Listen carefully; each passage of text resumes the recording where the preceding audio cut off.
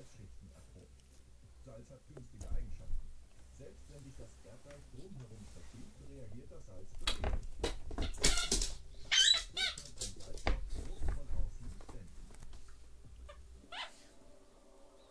Es kann aber auch schiefgehen, Atommüll in Salzstöcken zu lagern.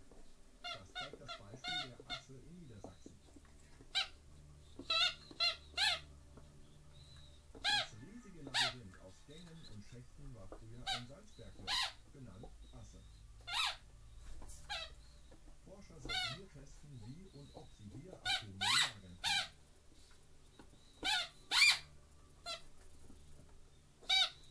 Jahrelang wurde strahlender Müll aus ganz Deutschland hier abgeladen.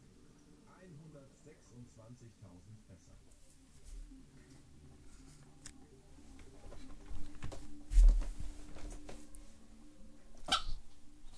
Doch dann war das Problem. Das Gestein drückte von außen und anders als gedacht hielt das Salz nicht stand, sondern bekam Risse. Schuld waren die vielen Löcher im Salzstoff. Wasser floss durch die Risse von außen in den Salzstoff hinein.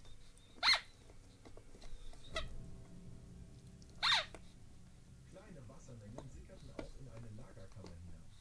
Im Wasser rosteten die Fässer und die radioaktive Strahlung konnte austreten und wurde so durch das Wasser verteilt.